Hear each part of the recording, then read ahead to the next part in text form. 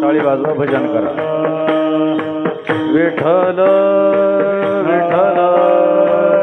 Sharpness कमी करा, sharpness कमी करा.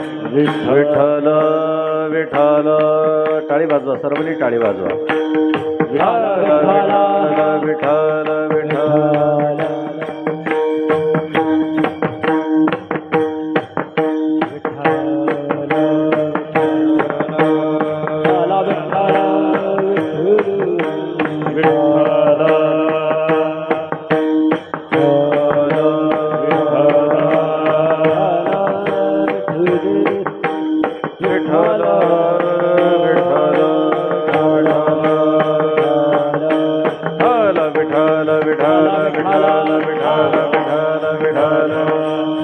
बोला पुंडलिक वरदा हरी विठ्ठल. श्री ज्ञानदेव तुकाराम. दत्तात्रय जनार्दन श्री एकनाथ महाराज की जय. बोल भवानी की जय. विठ्ठल विठ्ठल. बोला पुंडलिक वरदा हरी विठ्ठल. श्री ज्ञानदेव तुकाराम. शांती ब्रह्म एकनाथ महाराज की जय. वैष्णव वीर भानुदास महाराज की जय.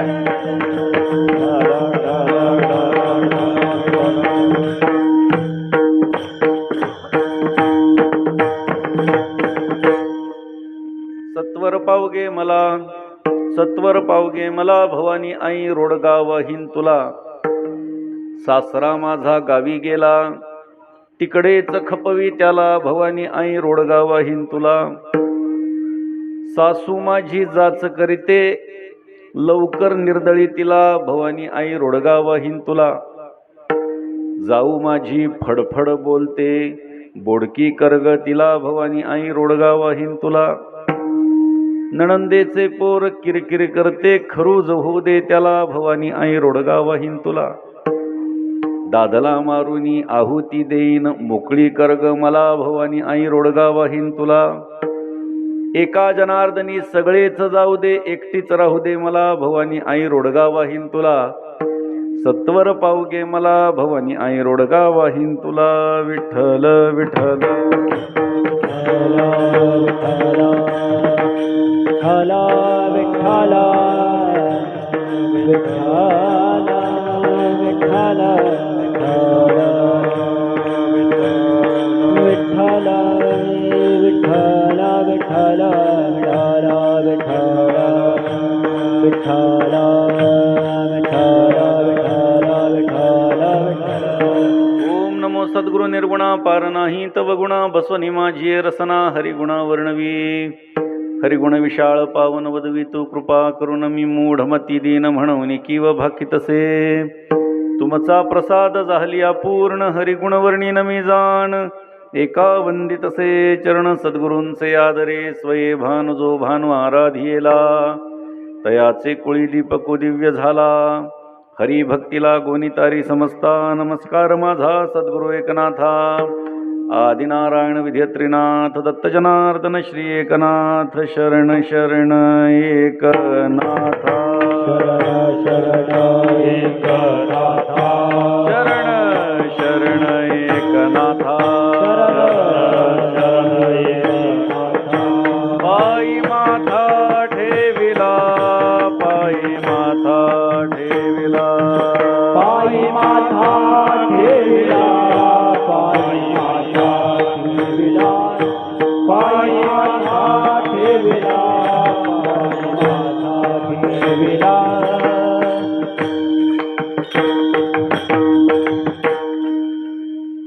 शांती ब्रह्म एकनाथ महाराजांच्या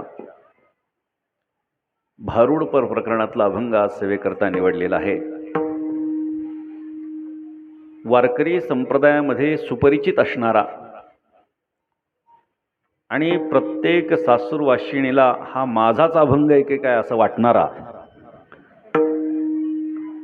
असा अभंग आज सेवेकरता निवडलेला आहे. हे असं म्हणण्याचं तात्पर्य असं आहे की तुम्ही सगळेजण खाली बसलेला आहात, तुमचं सगळ्यांचं लक्ष माझ्याकडे आहे, पण माझं लक्ष तुम्हा सर्वांकडे आहे. सासरा माझा गावी गेला तिकडेच खपवी त्याला म्हटल्यानंतर किती जणांना आनंद झाला हे इथून मला लक्षात येत आहे. सासू माझी जाच करते लवकर निर्दळी तिला म्हटल्यानंतर मात्र सर्वोत्तम आनंद झाला. सगळ्यांच्या कळ्या खुलल्या. त्याच्यामुळे सांगितलं की सासूरवाशिणींचा आवडता अभंग. प्रत्येकीला वाटावं की बस माझ्यावर जो अत्याचार होतोय तोच कदाचित या स्त्रीनं मांडला असेल देवीकडे. घरातल्या एका धाकट्या सुनेनं देवीला केलेली प्रार्थना म्हणजे हा अभंग असं समजायला हरकत नाही. त्याचं कारण असं आहे की एकंदरीत तिनं ज्या ज्या आपल्या घरातल्या कुटुंबियांना शिक्षा देण्याची मागणी केलेली आहे त्या त्या गोष्टीवरून एक सिद्ध होतं की तिच्यावरती काहीतरी अत्याचार झालेला आहे, तिच्यावरती अन्याय होतो आहे, इतरांच्या पेक्षा तिला जरा जास्त काम पडतंय. काय कारण असेल माहिती नाही, मात्र तिने आपल्या कुटुंबियांना काहीतरी शिक्षा मिळावी याच्यासाठी देवीकडे ही मागणी मागितलेली आहे. खरं तर आज कार्यक्रमाचा हा 5वा दिवस आहे, परंतु तरी देखील हा मागणीपर अभंग म्हणून न घेता भगवतीच्या संबंधानं एकनाथ महाराजांनी जे काही लिखाण केलेलं आहे त्या दृष्टीनं या अभंगाकडे आपण बघावं. या भारूड पर प्रकरणातल्या या महत्वाच्या अभंगाकडे आपण बघावं असं मला वाटतं. आपल्याला अजून पुढे पुढे या गोष्टींचा विचार करायचा आहे, पण सर्वप्रथम एक प्रार्थना अशी करतो की कीर्तन अर्धवट सोडून किंवा हा अभंग लक्षात घेऊन कोणीही आता लगेच देवीकडे जाऊ नका आणि ते महाराज म्हणतात त्यांच्यासारखं माझ्या बाबतीतही घडवा असं म्हणू नका. कारण ही मागणी जरी आपल्याला व्यावहारिक दिसत असली तरीही वास्तविकतः मागणी ही पारमार्थिक मागणी आहे. ही परमार्थाच्या दृष्टीनं मागणी त्या स्त्रीनं मागितलेली आहे. जेव्हा रूपक अलंकार असतो तेव्हा काही उपमेय असतं आणि काही उपमान असतं. मराठी व्याकरणामध्ये उपमेय आणि उपमान, उपमा अलंकार वगैरे अनेक अलंकार आहे. तसा रूपक अलंकार आहे, त्याच्यामध्ये कोणतं तरी उपमेय असतं आणि कोणतं तरी उपमान असतं. म्हणजे घरातली धाकटी स्त्री, धाकटी सून ही दुसरी तिसरी कोणी नसून ही देवाची भक्त आहे आणि त्या देवीला, तिचं आराध्य असणाऱ्या त्या देवीला ती काहीतरी मागणं मागतीये, काहीतरी विनंती करतीये आणि ती विनंती आपल्याला व्यावहारिक जरी वाटत असली तरी ती विनंती पारमार्थिक आहे. म्हणजे परमार्थ करत असताना आमच्या जीवनातून कोणत्या कोणत्या गोष्टी वजा व्हाव्यात, कोणत्या कोणत्या गोष्टी दूर व्हाव्यात याची मागणी ती स्त्री आपल्या आराध्याकडे करत आहे. वास्तविकतः स्त्रियांचं आराध्य देवी आहे. म्हणजे सामान्यपणे आपण जर बघितलं तर पुरुषांना इतर कोणत्याही देवाबद्दल जास्त श्रद्धा असते, मात्र स्त्रियांना देवीच्या बाबतीत मोठी श्रद्धा असते. आणि म्हणून एकनाथ महाराज हे समाजात फिरणारे संत आहेत. एकनाथ महाराजांनी समाजाच्या तळागाळामध्ये जाऊन लोकांच्या भावनेला साद घातलेली आहे. त्यांनी जाणून घेतलाय की कोणाची श्रद्धा कोणावर असू शकते, कोणत्या भाषेमध्ये सांगितल्यानंतर हे माणसं ऐकणार आहेत, यांना पटणार आहे, यांना रुचणार आहे. या सगळ्या गोष्टींचं निरीक्षण एकनाथ महाराजांनी केलं आणि तदनंतर अशा प्रकारच्या अनेक भारुडांची रचना एकनाथ महाराजांनी केलेली आहे.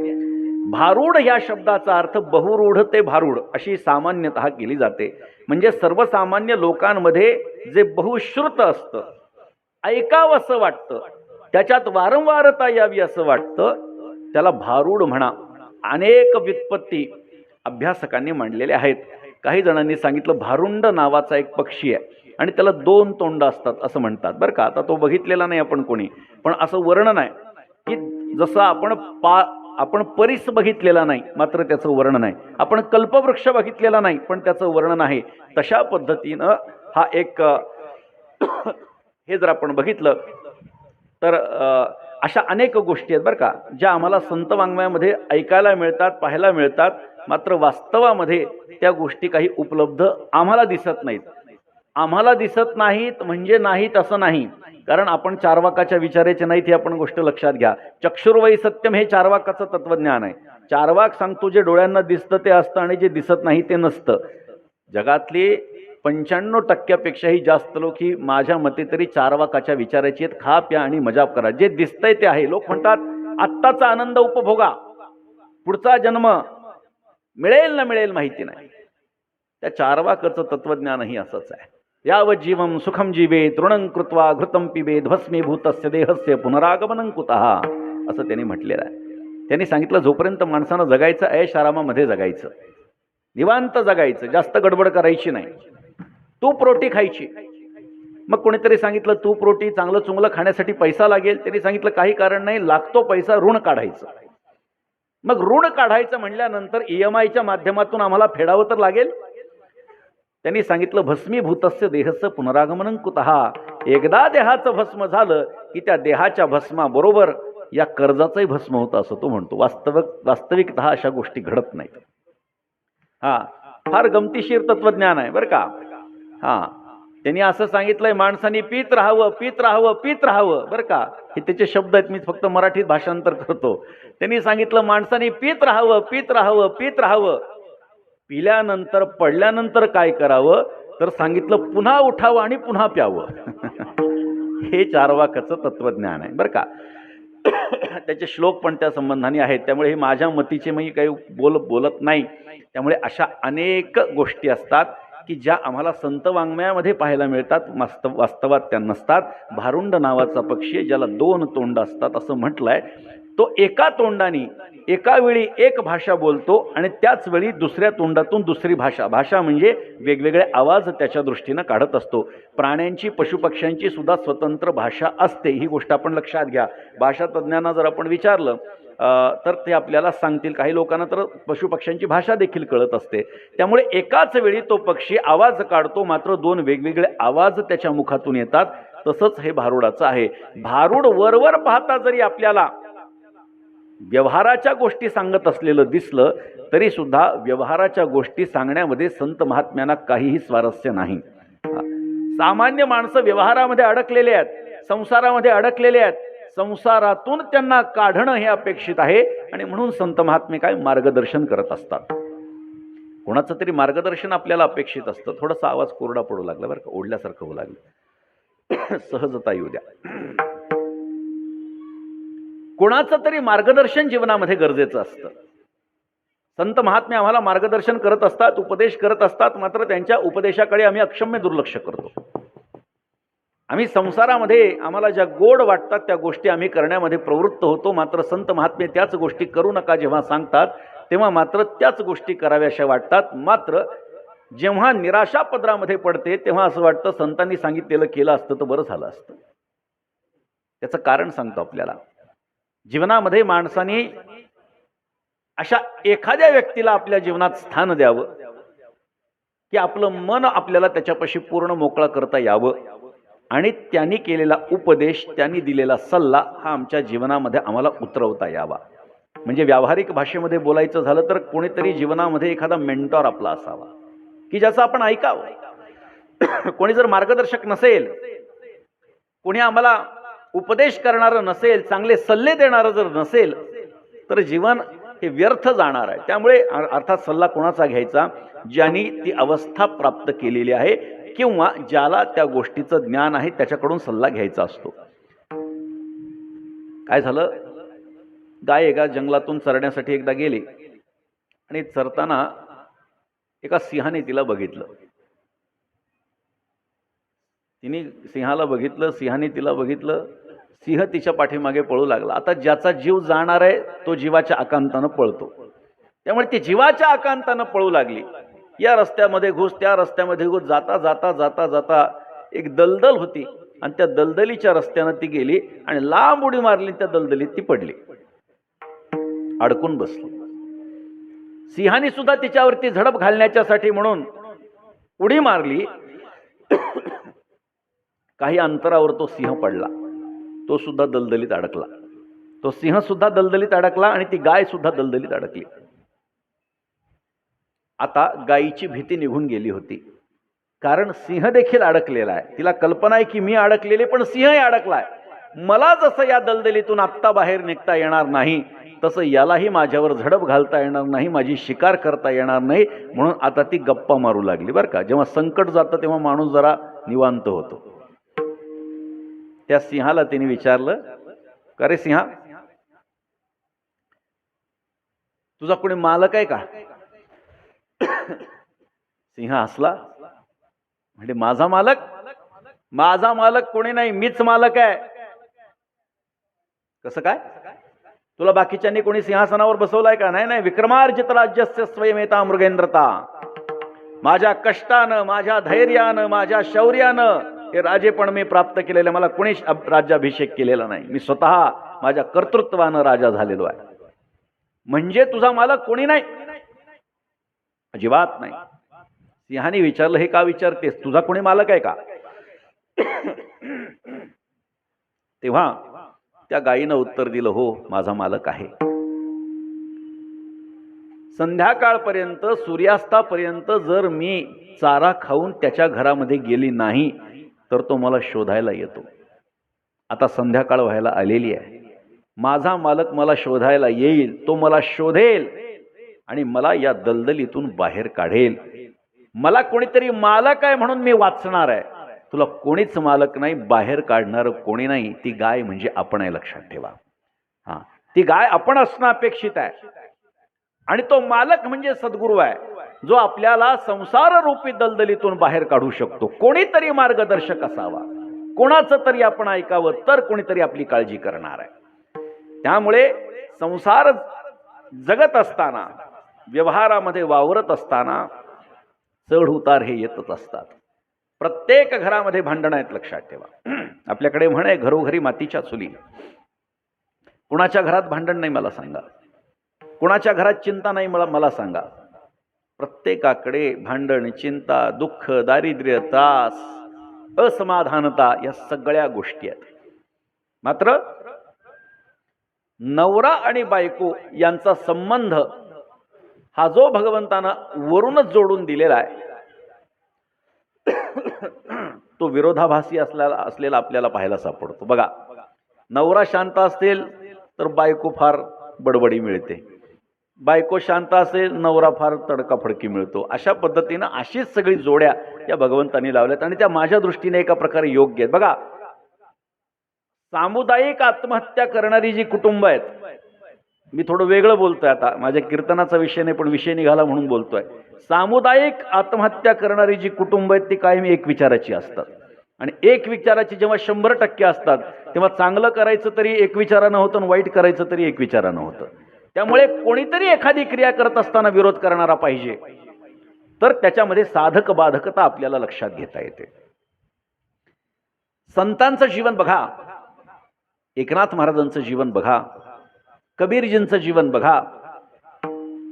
संसार करून परमार्थ करणारी ही मंडळी आहेत. कबीरजींच्या जीवनातलं उदाहरण सांगतात, कधी कधी एकनाथ महाराजांच्या जीवनातलं म्हणूनही त्याचा उल्लेख होतो. एकनाथ महाराजांच्याकडे एक मनुष्य आला. दुपारची वेळ होती आणि नाथ महाराज ग्रंथ लिहित बसले होते. ती व्यक्ती आली आणि नाथ महाराजांना विनंती केली, म्हणले, महाराज तुम्ही आणि गिरजाबाई संसार करताय, इतका उत्तम संसार करताय, तुमच्या जीवनामध्ये एवढं दुःख आलंय, समन्वय कसं काय तुमच्यामध्ये साधला जातो? असं तुम्ही काय करता की जेणेकरून तुमच्यामध्ये भांडणं होत नाहीत? आम्ही समजावून घेण्याचा प्रयत्न करतो पण आमच्या सारखी भांडणं होतात. माणसांना जी पत्नी प्राप्त होते ते 2 प्रकारची आहे बरं का, असं एकाने सांगितलंय, मला फार आवडलं ते. माणसांना दोन प्रकारच्याच बायका असतात जगामध्ये बरं का, 2च प्रकारच्या बायका असतात. एक तर सुशील, शांत, गृहकर्तव्य दक्ष, सगळ्यांना सांभाळून घेणारी, सकाळी उठणारी, सगळ्यांचं हवं नको ते पाहणारी, अशी एक. आणि दुसरी म्हणजे आपल्याला मिळाली ती. विठ्ठल विठ्ठल विठ्ठला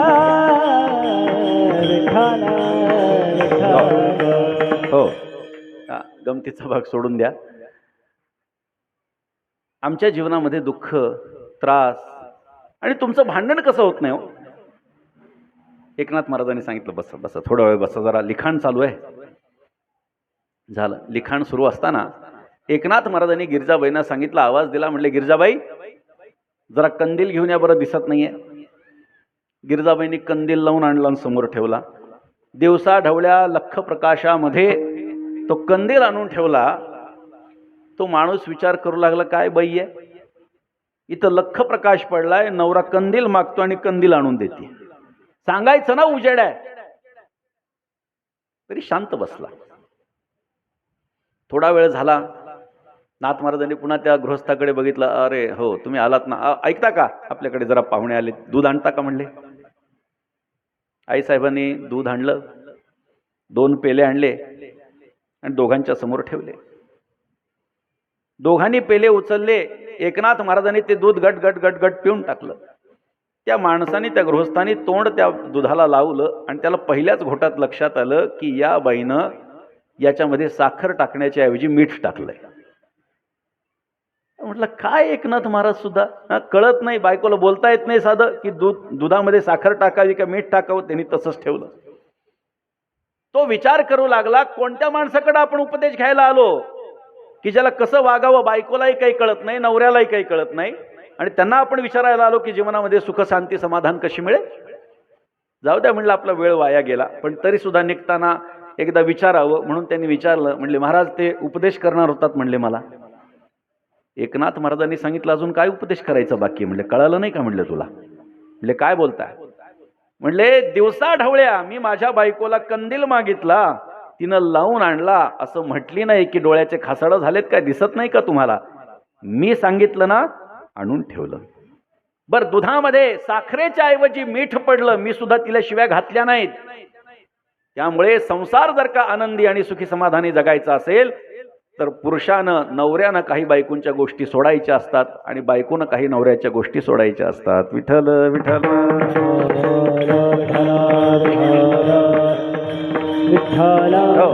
त्यामुळे एकनाथ महाराजांचं जीवन हे सर्वांग परिपूर्ण जीवन आहे. श्रीमंत एकनाथ महाराज आहेत. आपल्या जीवनामध्ये कधी दुःख दारिद्र्य त्यांनी बघितलं नाही.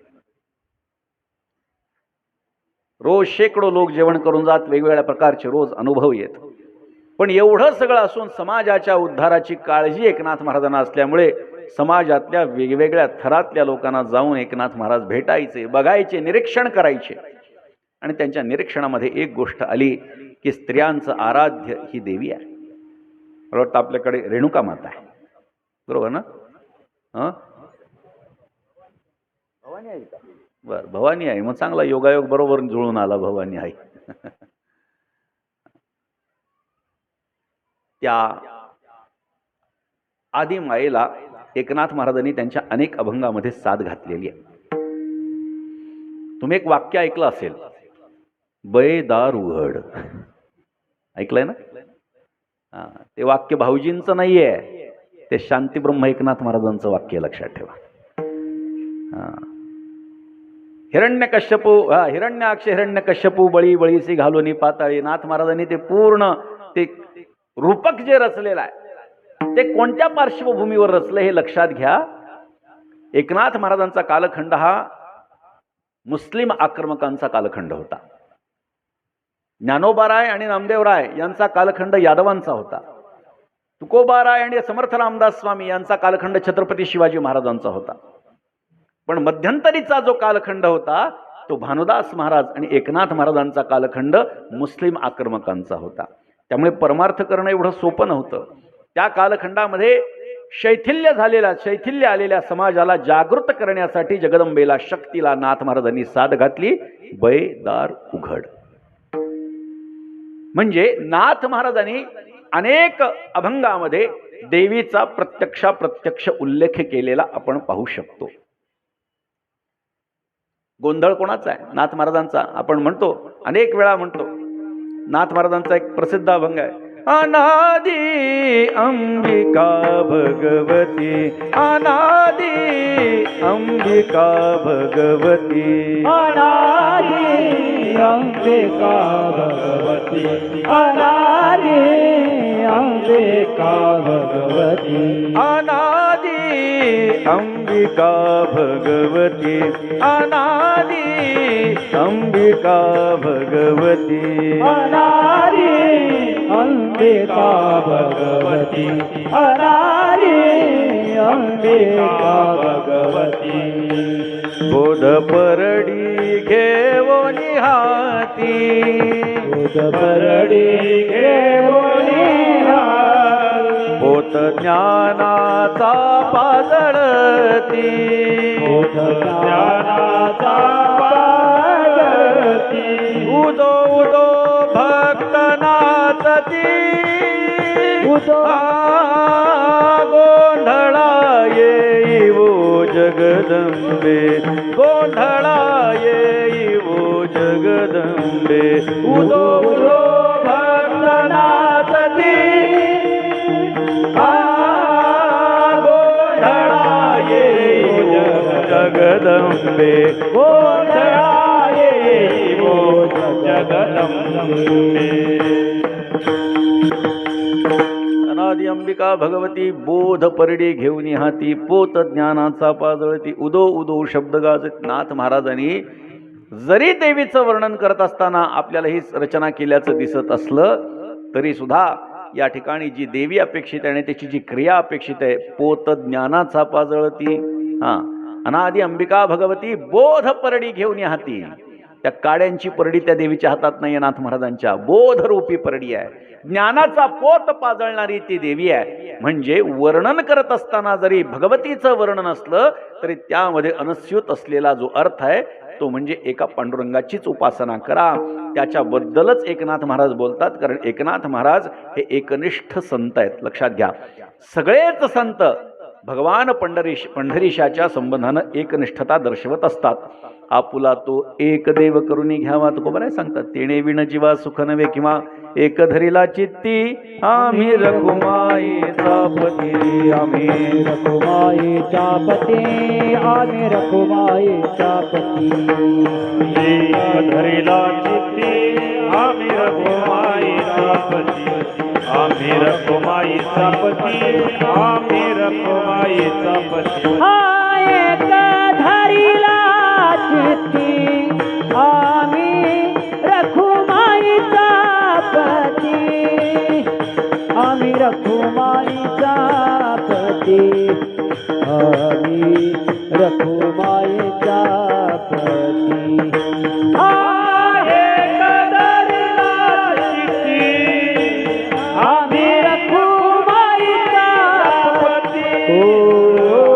रखुमाईचा पती आम्ही रखुमाईचा पती एक धरीला चित्ती आम्ही रखुमाईचा पती गातो एका ध्यातो एका अंतर्बाही पाहतो एका अगुणी एका सगुणी एका गुणातीत देखो एका जनी एका वनी एका निरंजनी देखो एका संत जना पढिये एका जनार्दना कडिये एका त्या एकाची उपासना सांगितली आहे विठ्ठला वाचून अनेकांचे ध्यान नाही आम्हा चिंतन दुजियाचे आमुचे कुळीचे विठ्ठल दैवत कुळधर्म समस्त विठ्ठल देव विठ्ठला वाचुनी नेणो क्रिया कर्म विठ्ठला वाचुनी धर्म तुझा नाही एका जनार्दनी विठ्ठल भरला भरुनी उरला पंढरीये ही भूमिका संत महात्म्यांची बघा वर्णन जरी देवीचं असलं तरी त्याच्यामध्ये भगवान पंढरीशाचीच भक्ती संत महात्म्यांनी व्यक्त केलेली आहे मग ज्ञानोबा असो किंवा नाथ महाराज असो कारण या दोन संतांनी विशेषतः देवींचं वर्णन केल्याचं आपण पाहतो देवीला मानत नाही तसं नाही आहे संत महात्मे हे शास्त्र पाळणारी आहेत आणि शास्त्रानं सांगितलं आहे म्हणजे आद्य जगद्गुरु आद्य शंकराचार्याने काही गोष्टी आपल्याला सांगितलेल्या देव पंचायतन नावाचं एक प्रकार आचार्याने आपल्याला दिलेला आहे 2000 वर्षांपूर्वी परिस्थिती अशी होती की आपल्या भारत देशामध्ये बौद्धांचं तत्वज्ञान हे फोफावलेलं होतं शून्यवाद वाढलेला होता आणि त्याला खोडून काढण्याचं काम हे श्रीमदाद्य जगद्गुरु शंकराचार्यांनी करून 4 दिशेला 4 पीठांची स्थापना केली आजही ते शंकराचार्यांची 4 पीठ आपल्याला पाहायला सापडतात पूर्वेमध्ये जर आपण बघितलं तर आपल्याला जगन्नाथपुरी स्थान आहे पश्चिमेमध्ये द्वारका आहे, उत्तरेमध्ये जोशीमठ आहे आणि शृंगेरी हा दक्षिणेमध्ये, म्हणजे पूर्वामनाय, पश्चिमामनाय, उत्तरामनाय आणि दक्षिणामनाय अशा 4 आश्रमांची स्थापना आचार्यांनी केली. आणि त्यावेळी त्यांनी भारताच्या बाहेर हे बौद्धांचं तत्वज्ञान घालून टाकलं होतं. म्हणून त्यांना प्रच्छन्न बौद्ध असं म्हणतात. आचार्यांना प्रच्छन्न बौद्ध असं म्हणतात. त्या आचार्यांनी देव पंचायतन ही संकल्पना आपल्या सर्वांना दिली. म्हणजे काय, बहुदेवतावाद जो आहे, आपल्याकडे काय म्हणतात 33 कोटी देव आहेत. आता 33 कोटी म्हणजे संख्येनं 33 कोटी आहेत का? अजिबात नाही. 33 कोटी, कोटी ह्या शब्दाचा अर्थ असा होतो प्रकार. 33 प्रकारचे देव आहेत. मात्र 33 कोटी देव आहेत. तुम्ही कोणत्या देवाची उपासना करा, कोणी जर सांगितलं 33 देवांची नावं सांगा, आम्हाला सांगता येणार नाही. मग आमच्यासाठी आचार्यांनी एक मुद्दा समोर उपस्थित केला की देव पंचायतनाला भजा. भगवान गणेश, देवी, सूर्यनारायण, महादेव आणि महाविष्णू या 5 देवतांना देव पंचायतन असं म्हणतात. त्यामुळे या 5 देवता प्रत्येकाच्या देवघरामध्ये असल्या पाहिजे. आता याचं स्थान सुद्धा असं सांगितलेलं आहे की ज्याची उपासना आपण जास्त करतो किंवा परंपरेनं जी कुलदेवता आम्हाला प्राप्त झाली, कुलदैवत आम्हाला प्राप्त झालं, ते मधल्या स्थानावर ठेवायचं आणि 4 दिशेला 4 दैवत ठेवायची. अशा पद्धतीनं ती संरचना सुद्धा आचार्यांनी सांगितलेली आहे. मग ज्याची उपास्य देवता भगवती असेल त्यांनी देवीचा टाक म्हणा किंवा काय देवीचं ते स्वरूप असेल ते मध्ये ठेवायचं आणि 4 दिशेला 4. प्रत्येकाची उपासना ज्या पद्धतीची आहे त्या पद्धतीनं ते देव पंचायतन ठेवायला सांगितलेलं आहे. म्हणून शास्त्र मानणारे संत आहेत, लक्षात ठेवा. त्यामुळे देवीलाही संत मानतात. आपल्या नमनामध्ये एकनाथ महाराजांनी एकविरा देवीचंही नमन केलेलं आहे. त्यांनी सांगितलं एक विरा आणि एक नाथ, माझ्यासाठी हा देवीचा आशीर्वादच. म्हणतात की माझं नाव माझ्या देवीसारखं आहे. म्हणजे भगवान गणेशाचीही उपासना त्यांच्या ग्रंथामध्ये पाहायला सापडते. सुरुवातीच्या 2ऱ्या ओळीपासून ज्ञानेश्वरी असो किंवा नाथ भागवत असो, भगवान गणेशाचं वर्णन आहे. तसं भगवतीचं सुद्धा वर्णन आहे. म्हणून भगवतीचीही उपासना ही त्यांच्याकडून निश्चितच घडलेली आहे. आणि प्रत्येकाला जसं कुलदैवत असतं तशी कुलदेवी सुद्धा असते, हे आपण लक्षात घ्या. त्यामुळे बरीचशी मंडळी जेव्हा काही दुःखी कष्टी असतात आणि जेव्हा ते एखाद्या ज्योतिषाचार्यांकडे जातात, एखाद्या ब्राह्मणाकडे जाऊन सांगतात असं असं दुःख आहे, असा असा त्रास होतोय, तेव्हा जास्तीत जास्त उत्तर हेच मिळतं की कुलदेवीची उपासना कमी पडते. कशामुळे हे होत आहे? आम्ही गृहीत धरू लागलो.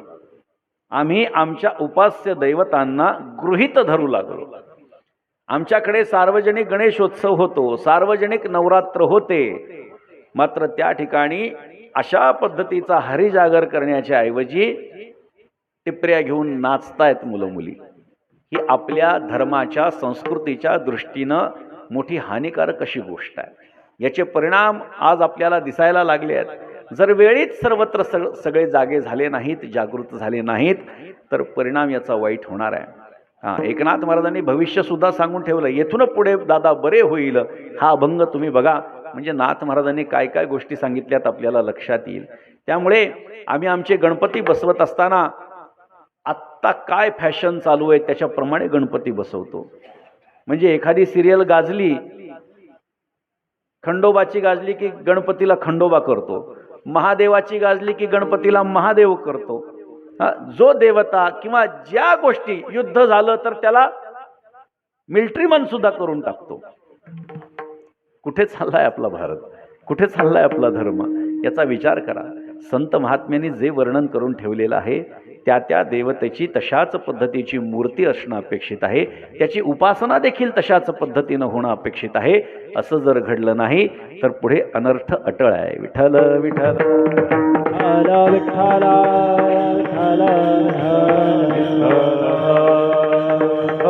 आणि म्हणून एकनाथ महाराजांनी देवीवर असणारा भाव समाजातल्या स्त्रियांचा ओळखला, जाणला आणि हे रूपक तयार केलं. आता कोणत्याही व्यक्तीकडून आपल्याला काही अपेक्षा असेल तर आधी आपण त्याला काहीतरी देणं अपेक्षित आहे. व्यवहार सांगतोय बरं का, शास्त्र सुद्धा हेच सांगतंय. देवाचा स्वभाव सुद्धा असा आहे, घेसी तेव्हा देसी ऐसा अससी उदार. तो परमात्मा सुद्धा आधी काहीतरी घेतो, मग अनंत पटीनं देतो. किती उदाहरणं सांगायचे, किती उदाहरणं सांगायचे. भगवंतानं जेव्हा शिशुपालाचा वध केला, सुदर्शन चक्रानं वध केला आणि ते सुदर्शन चक्र बोटावर येऊन थांबलं. सुभद्रा भगवंताची बहीण त्या ठिकाणी होती आणि द्रौपदी पण त्या ठिकाणी होती. दोघींनी बघितलं भगवंताच्या बोटातून रक्त येत आहे. सुभद्रा इकडे तिकडे एखादं फडकं शोधू लागली की मिळतंय का काही गुंडाळायला, पण द्रौपदीनं क्षणाचाही विलंब न करता स्वतःची नवी कोरी साडी फाडली आणि बोटभर कपडा भगवंताच्या बोटाला गुंडाळला. भगवंतानं सांगितलं, द्रौपदी तुझा हा बोटभर कपडा माझ्यावरती ऋण आहे, मला कधी ना कधीतरी हे ऋण फेडावं लागणार आहे. आणि मग कधी फेडलं? वस्त्रहरणी वस्त्र कैसी झाली माऊली. द्रौपदीचं वस्त्रहरण जेव्हा होत होतं तेव्हा परमात्म्यानं एवढ्याशा बोटभर कपड्याच्या मोबदल्यामध्ये स्वतः वस्त्रावतार घेतला आणि द्रौपदीचं लज्जा रक्षण केलं. किती उदाहरण द्यायचे. सुदामा ब्राह्मण दुःखे दरिद्रे पिढीला. आपल्या सर्वांना माहिती आहे, मुष्टी पोहे घेऊन या त्याचे भेटी लागे गेला, शुद्ध भाव देखून या गाव सोन्याचा दिधला. सोन्याचा गाव कशाच्या मोबदल्यामध्ये दिला? तर मुठभर पोहेभर. ते पोहे तरी पोहे होते का? पोह्याचा चुरा होता. मात्र श्रद्धेनं अर्पण केलेलं, भगवान कोणत्याही दृष्टीनं त्याच्याकडे नकारात्मक दृष्टीनं न पाहता श्रद्धेनं सेवन करतो. पत्रम पुष्पम फलम तोयम यो मे भक्त्या प्रयच्छति तदहम भक्त्युपरतमश्नामी प्रयतात्मनः. श्रद्धेनं खातो म्हणजे भगवंताला काहीतरी अर्पण करावं लागतं. घेसी तेव्हा देसी. शास्त्र असं सांगतं, रिक्त पाणीर न पश्चेत देव राज्ञो गुरुः. रिकाम्या हातानं 3 जणांना कधी बघायचं नाही, त्यांचं दर्शन 3 जणांचं कधी घ्यायचं नाही. रिकाम्या हातानं देवाचं दर्शन कधी रिकाम्या हातानं करायचं नाही. कारण जेणे हा जीव दिधला आदान तयाचे करीन चिंतन. आम्हाला मनुष्य देहाला त्यांनी पाठवलाय, ही कृतज्ञता बाळगून देवाकडे जाताना रिकाम्या हातानं जायचं नाही. राज्ञो राजाकडे जाताना रिकाम्या हातानं जायचं नाही. कारण राजा जो आहे तो आमच्या या शरीराचं संरक्षण करतो. त्याचे सैनिक त्याच्या आदेशाचं पालन करून आपल्या देहाचं, आपल्या परिसराचं संरक्षण करतायत. म्हणून राजाकडे जाताना सुद्धा रिकाम्या हातानं जायचं नाही आणि सद्गुरूंकडे जाताना सुद्धा रिकाम्या हातानं जायचं नाही. कारण मी कोण आहे याची जाणीव त्यांनी करून दिलेली आहे. त्यामुळे ही जाणीव करून दिल्यामुळे सद्गुरूकडे जाताना रिकाम्या हातानं कधी जायचं नाही. म्हणून आपण जर बघितलं तर 3 जणांकडे रिकाम्या हातानं जायचं नाही. म्हणजे या अभंगाचं जर आपण चिंतन केलं तर ही जाणीव त्या स्त्रीला आहे, त्या भक्ताला ही जाणीव आहे की मला जर देवीला काहीतरी मागायचं असेल तर मला तिला काहीतरी अर्पण केलं पाहिजे. आणि तीच भूमिका तिने मांडली अभंगाच्या पहिल्या चरणामध्ये. सत्वर पावगे मला, सत्वर पावगे मला, सत्वर पावगे मला,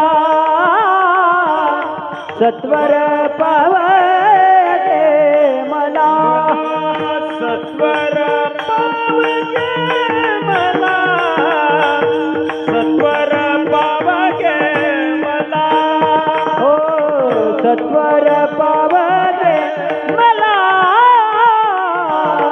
सत्वर पावगे मला.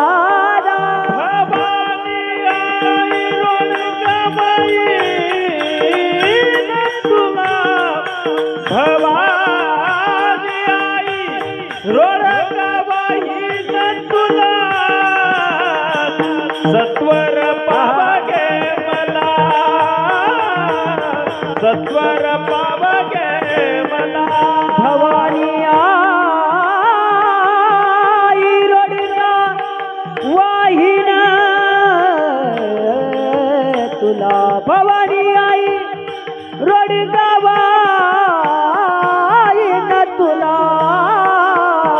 सत्वर पावगे मला, सत्वर पावगे मला,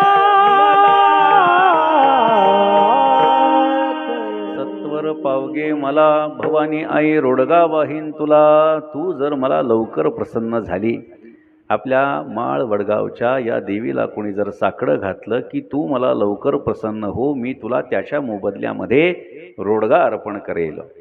रोडगा म्हणजे काय? तर जाड भाकरी, जी देवीला आवडते. प्रत्येकाची काही ना काहीतरी आवड आहे, प्रत्येक देवतेची काहीतरी आवड आहे. जसं गणपतीला मोदक आवडतो, भगवान श्रीकृष्णाला काय लोणी आवडतं, तसं देवीला काय आवडतं तर रोडगा आवडतो. जाड भाकरी असते, ती भाकरी तिला जर अर्पण केली नैवेद्याला, देवीला जाड भाकरी आवडते म्हणून त्याला रोडगा म्हणतात. अशा पद्धतीचा रोडगा मी तुला अर्पण करते, मात्र तू लवकर प्रसन्न हो. ती मोठी श्रद्धावान होती. श्रद्धावान असल्यामुळे देवी प्रसन्न झाली आणि तिने विचारलं, तुला काय मागायचं ते मागू शकतेस. लक्षात घ्या, परमार्थ करत असताना आपल्याला काही गोष्टींचा त्याग करावा लागतो आणि काही गोष्टी धारण कराव्या लागतात. परमात्म्याची प्राप्ती जर आम्हाला करून घ्यायची असेल तर अनेक गोष्टींचा त्याग करावा लागतो आणि अनेक गोष्टींचा स्वीकार करावा लागतो. दशरथानं कैकेयीच्या सांगण्यावरून भरताला राज्य आणि रामाला वनवास हा निरोप स्वतः न देता सुमंत प्रधानाला पाठवलं. एकनाथ महाराजांनी भावार्थ रामायण त्याचं वर्णन केलेलं आहे. सुमंताला सांगितलं, हा निरोप मी स्वतः घेऊन कोणत्या तोंडानं रामाकडे जाऊ, पण हा निरोप तू पोचव. आता त्या काळामध्ये आता अयोध्येचा राजा म्हणजे साधी गोष्ट आहे का? राजाचे प्रत्येक राजा राजकुमार यांचे स्वतंत्र महाल असायचे. ठीक आहे म्हटलं, सुमंतांनी सांगितलं ठीक आहे, काय हरकत नाही. सुमंत निघाला रथावरती बसून. राजाच्या नंतर प्रधानाचं स्थान मोठं असतं राज्यात. सुमंताला रथ आहे, छत्री अब्दागिरी आहे, मोठा ऐश्वर्य आहे, मात्र भगवंताकडे जायचं असेल तर मी कोणी आहे असं म्हणून जर गेला तर तो प्राप्त होऊ शकत नाही. भगवान प्रभू रामचंद्र सप्तद्वारांच्या आतमध्ये आहेत.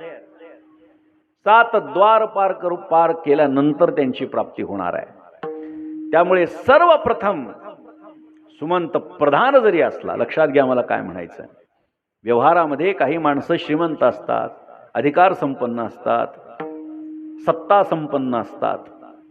मग त्यांना काय असं वाटत असतं की मी कुठेही कसंही काहीही वागू शकतो. पण देवाच्या दरबारामध्ये या सगळ्या गोष्टी बाहेर सोडून आत येणं अपेक्षित असतं.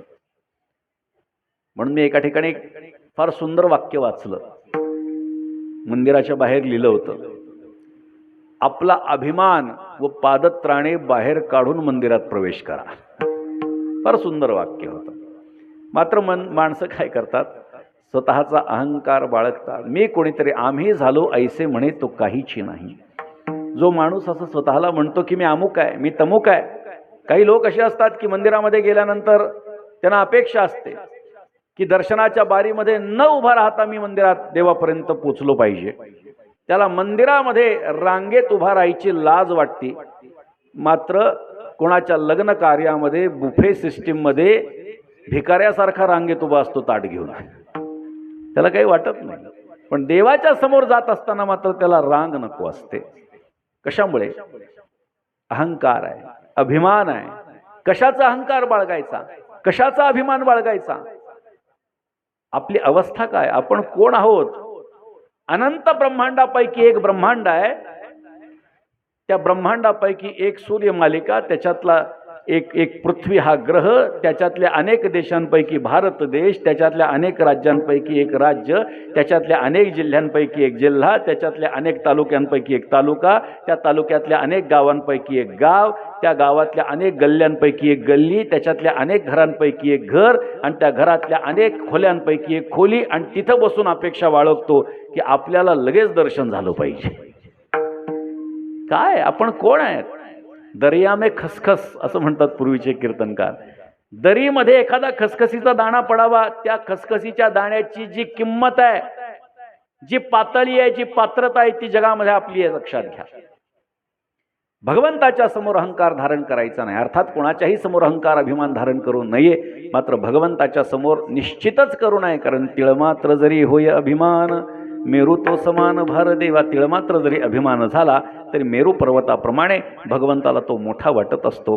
त्यामुळे देवाकडे जात असताना, देवीकडे जात असताना, आपल्या उपास्याकडे जात असताना रिकाम्या हातानं कधी जायचं नाही. त्या स्त्रीनं त्या ठिकाणी मंदिरामध्ये प्रवेश केला आणि मंदिरामध्ये देवीला सांगितलं, तू मला लवकर जर का पावलीस तर मी काय करेन, तुझ्यावरती मी जर तुला रोडगा अर्पण केला, तू माझ्यावर लवकर कृपा कर. हा सुमंत प्रधान निघाला आणि सुमंत प्रधान निघाल्याच्या नंतर सप्तद्वारांमधून आत जायचं होतं. भगवंताची प्राप्ती साधी नाही, सोपी नाही. पहिल्या दारामध्ये रथाचा त्याग, दुसऱ्या दारामध्ये छत्रचामराचा त्याग, तिसऱ्या दारामध्ये अंगरक्षकांचा त्याग, चौथ्या दारामध्ये अलंकाराचा त्याग, पाचव्या दारामध्ये चपलेचा त्याग, सहाव्या द्वारामधून अहंकाराचा त्याग केल्यानंतर सातव्या दारामध्ये प्रवेश प्राप्त होणार आहे. नाथ महाराजांनी सुंदर वर्णन केले. थोडाफार इकडं तिकडं विषय असू शकेल कदाचित, पण अनेक गोष्टींचा त्याग करायचा आणि अनेक गोष्टी परमार्थाला ज्या साधक आहेत त्या समोर घेऊन पुढे चालायचं, ही भूमिका आम्हाला संत महात्म्यांनी सांगितली. म्हणून या स्त्रीनं या अभंगामध्ये ज्या ज्या काही गोष्टी मागितलेल्या आहेत त्या सगळ्या गोष्टींचा विचार करा. परमार्थासाठी ज्या बाधक आहेत त्या दूर जाव्या असंच मागितलंय. परमार्थामध्ये सर्वात महत्वाची गोष्ट जी घातक आहे तो आहे अभिमान. म्हणून एकनाथ महाराजांनी सासऱ्याची जी उपमा दिलेली आहे ती काय आहे, ऐका अभंगाच्या दुसऱ्या चरणात. सासरा माझा गावी गेला, सासरा माझा गावी गेला, तिकडेच खपवी त्याला, खपवी त्याला, तिकडेच खपवी त्याला, तिकडेच खपवी त्याला, तिकडेच खपवी त्याला. भवानी आई रोडगा वाईल तुला, सत्वर पाहू घे मला भवानी आई रोडगा वाईल तुला, सत्वर पाहू घे मला भवानी आई रोडगा वाईल तुला, सत्वर पाहू घे मला भवानी आई रोडगा वाईल तुला, सत्वर पाहू घे मला भवानी आई रोडगा वाईल तुला, सत्वर पाहू घे मला भवानी आई रोडगा वाईल तुला, रोडगा वाईल तुला भवानी आई रोडगा वाईल तुला, रोडगा वाईल तुला भवानी आई रोडगा वाईल तुला.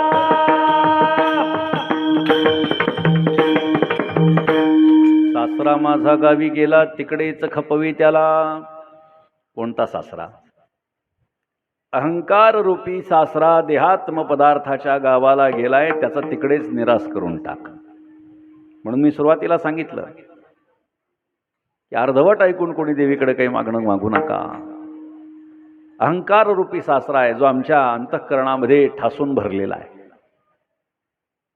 कशाचा अहंकार बरं? माणसाला अहंकार असतो. कशाचा अहंकार? कोणाला ज्ञानाचा अहंकार, कोणाला रूपाचा अहंकार, कोणाला सत्तेचा अहंकार, कोणाला संपत्तीचा अहंकार. मला कशाचाच अहंकार नाही, कोणाला याचाही अहंकार. अवघड आहे जगाचं. कशामुळे अहंकार बाळगायचा? या आपल्याला आपली अवस्था जगाच्या दृष्टीनं सांगितली. आपण कोण आहोत, आपली पात्रता काय, आपली लायकी काय आहे. अहंकार बाळगता कामा नये. नाथ महाराजांनी सांगितलं, सासरा माझा गावी गेला, देहात्म पदार्थाच्या गावाला. या देहाला मी मानणं याच्यापेक्षा दुसरं परमार्थासाठी घातक कोणी नाही. बघा तुम्ही, आपण व्यवहारामध्ये एखाद्याने जर आपल्याला विचारलं तुम्ही कोण आहेत, तो तुम्ही मी म्हणत असताना स्वतःच्या देहाला हात लागल्या जातो की नाही मला सांगा. मी अमुक आहे.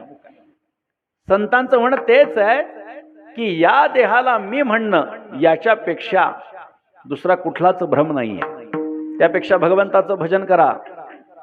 भ्रमधरीसे या देहाचा, भ्रमधरीसे या देहाचा, भ्रमधरीसे या देहाचा, भ्रमधरीसे या देहाचा, भ्रमधरीसे या देहाचा, भ्रमधरीसे या देहाचा, भ्रमधरीसे या देहाचा, भ्रमधरीसे या देहाचा. विठ्ठल म्हणे का रे वा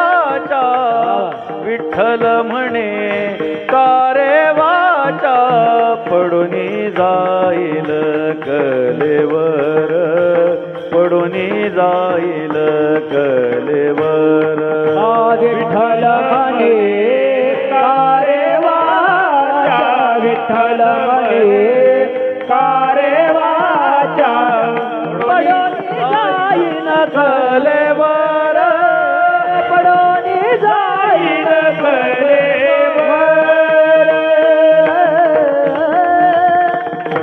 ज्ञानोबराय सांगतायत भ्रमधरीसी या देहाचा विठ्ठल म्हणे कारेवाच्या. या देहाचा तू भ्रम का धारण करतोयस? मुखानं विठ्ठल का म्हणत नाहीस?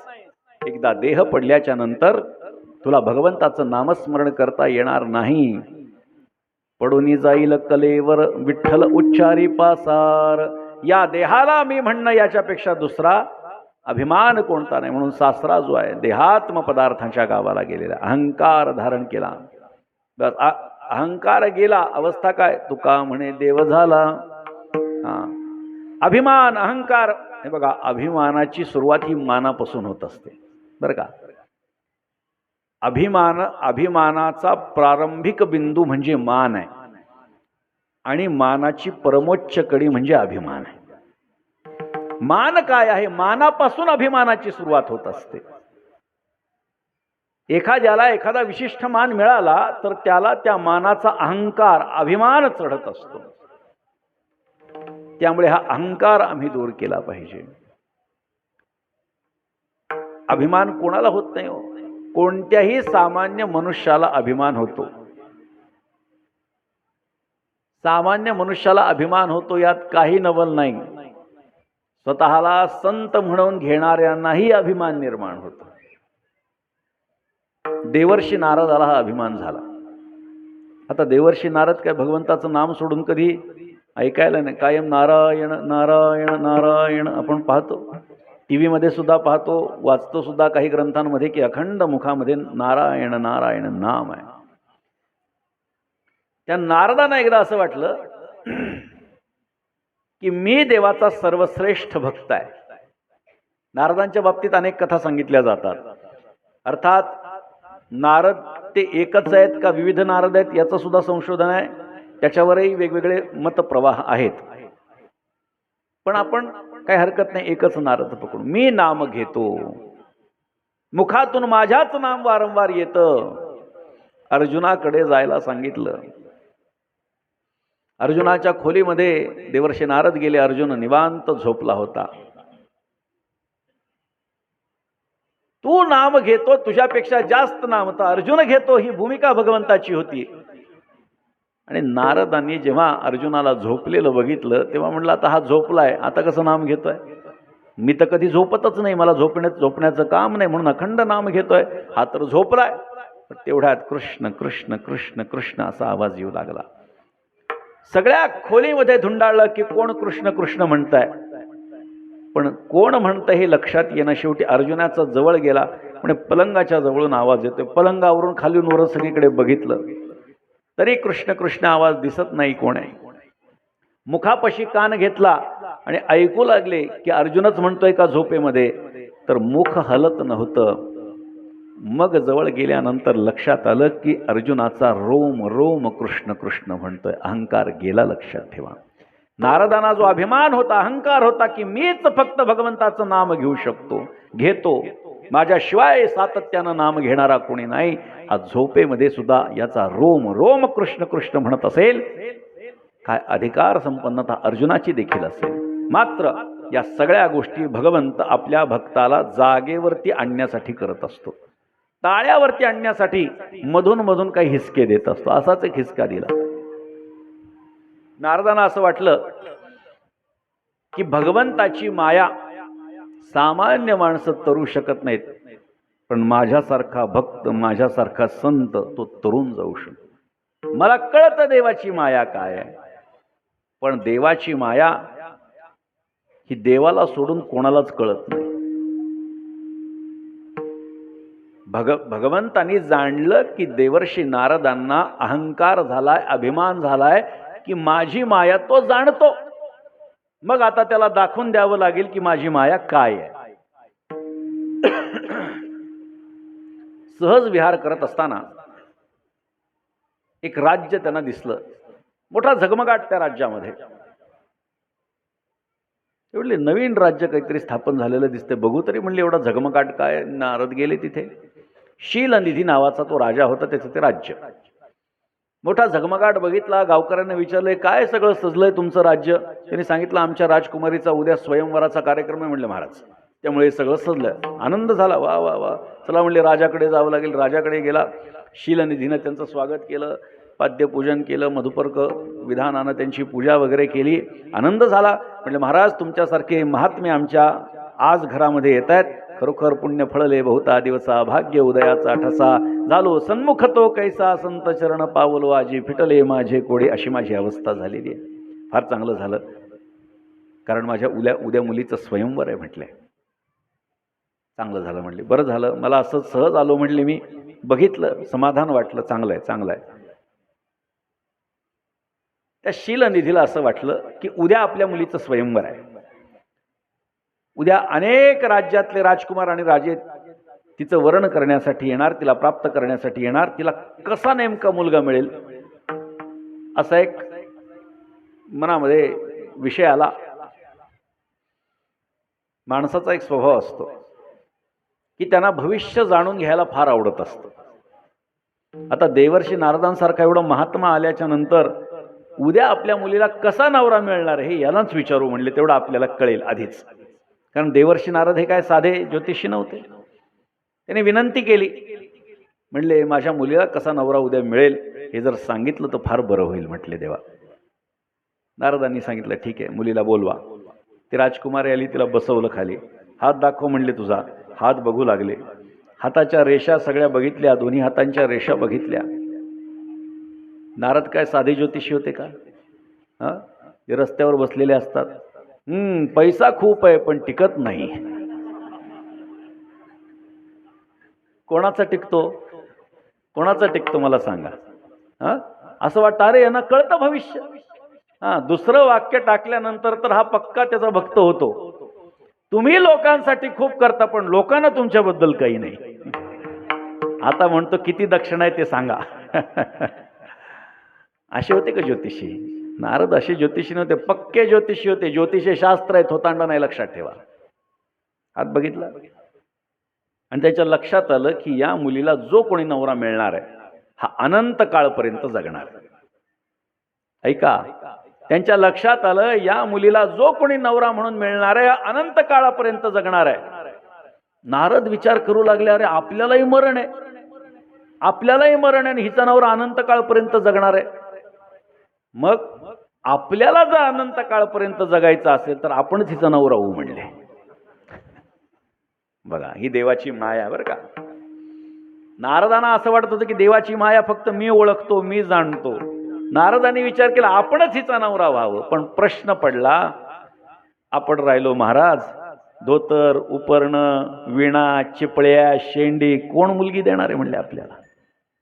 तसाही व्यवहारामध्ये महाराजांना मुलगी मिळणं अवघड आहे. माझं झालंय, काळजी करू नका. नाही तर लोकांना वाटेल माझी व्यथा मांडतोय की काय. त्यांनी विचार केला कसं काय प्राप्त होईल. मग आपण असं करू म्हणले, उद्या सगळे राजे महाराजे येणार आहेत, त्यांच्यासारखंच आपण ऐश्वर्य संपन्न दिसलं पाहिजे. आपण भगवंताला प्रार्थना करू. देवाचा धावा केला. पहिले विचार केला त्याला जाऊन त्याच्यासारखं रूप घेऊन येऊ. पण पुन्हा प्रश्न पडला की त्याच्यासारखं रूप घेऊन ये म्हटल्यानंतर जर तिथं गेलो आणि वापस यायला जर का वेळ लागला तर इकडं लग्न होऊन जायचं. मग देवाला बोलवलं. देवाने विचारलं का बोलवलं नारदा एवढ्या गडबडीमध्ये? नारदाने सांगितलं देवा मला हरिरूप कर म्हणले. देव हसले. आता भगवंताला कळणार नाही का? पण तरी विचारलं कशासाठी?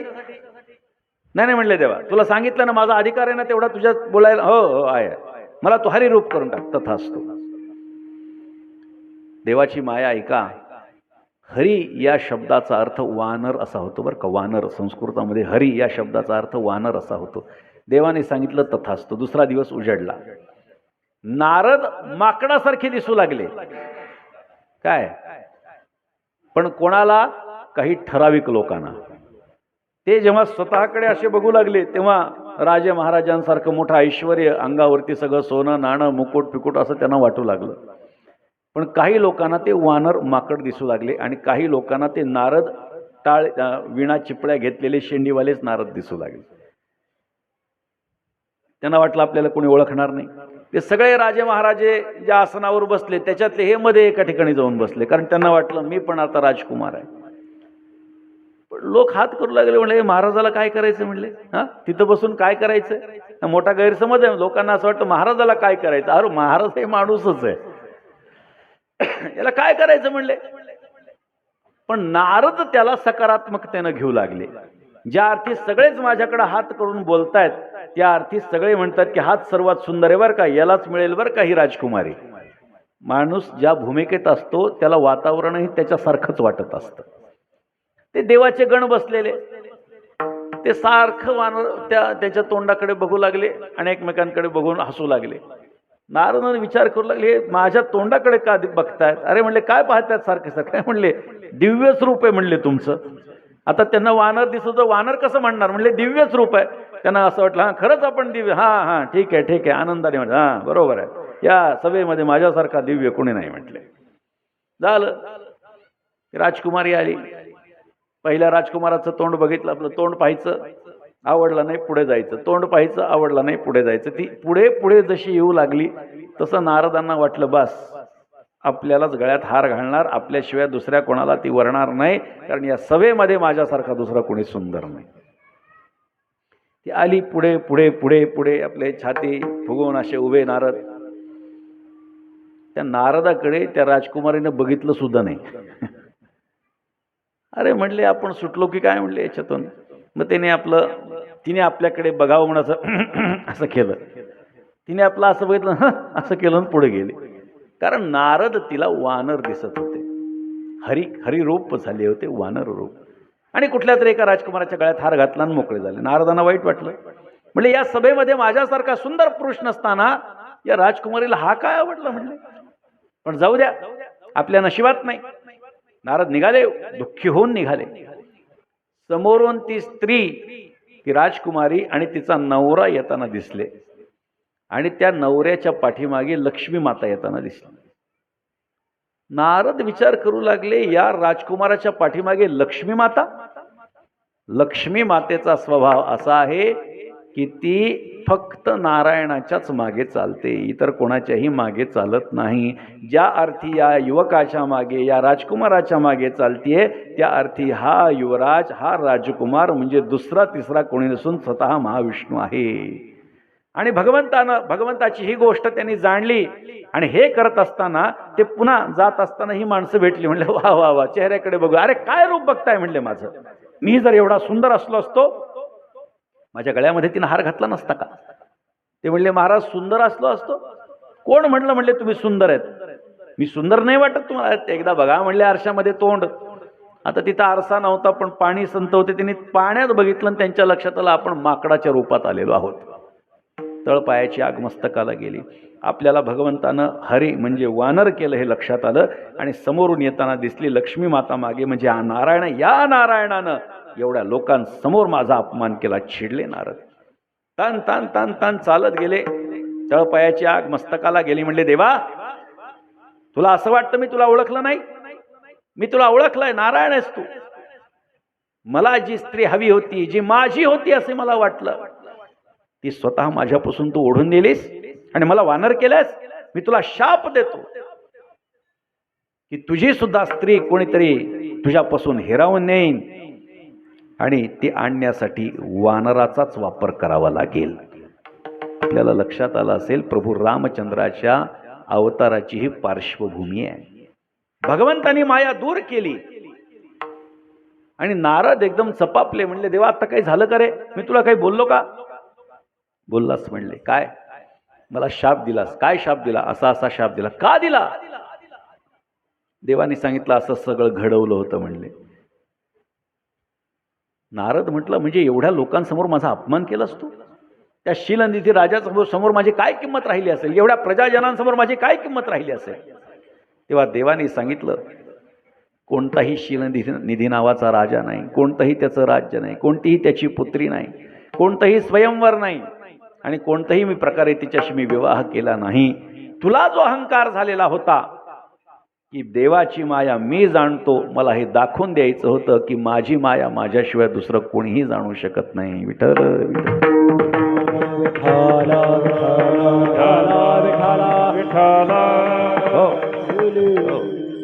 म्हणून सासरा माझा गावी गेला, तिकडेच खपवी त्याला भवानी आई रोडगा वाहीन तुला.